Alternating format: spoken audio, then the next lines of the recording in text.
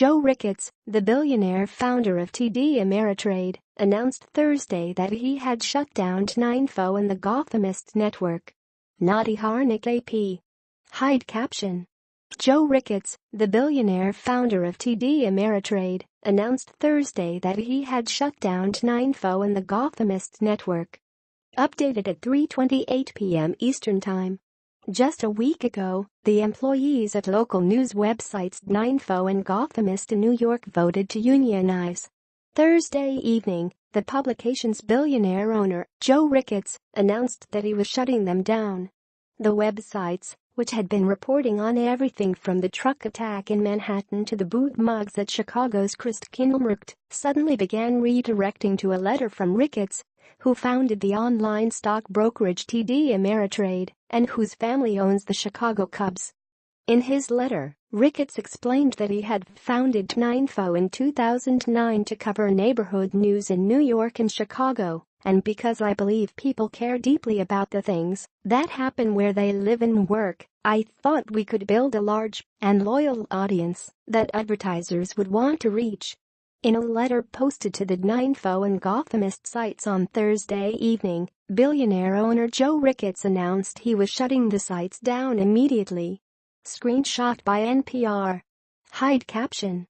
But DNAinfo is, at the end of the day, a business, and businesses need to be economically successful if they are to endure, he concluded. And while we made important progress toward building DNAinfo into a successful business, in the end, that progress hasn't been sufficient to support the tremendous effort and expense needed to produce the type of journalism on which the company was founded.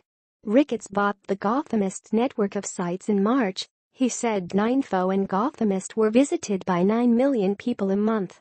The shutdown comes just a week after 25 of 27 workers in its New York properties voted to join the Writers Guild East, which meant that management would be required to bargain with the union. It is no secret that threats were made to these workers during the organizing drive, the union said in a statement. The Guild will be looking at all of our potential areas of recourse, and we will aggressively pursue our new members' rights. The Times reports that, when workers tried to organize in the spring, Ricketts wrote to them, "As long as it's my money that's paying for everything, I intend to be the one making the decisions about the direction of the business." In September, Ricketts penned a blog post titled, "Why I'm Against Unions at Businesses I Create." In it, Ricketts wrote, "It's my observation that unions exert efforts that tend to destroy the free enterprise system." The fact that all pages in the Gothamist and DNAinfo empires began redirecting to Ricketts' notes spurred concerns among the site's reporters that they wouldn't be able to access their work, complicating their now requisite job searches. Reporters submit examples of their published work when applying for jobs.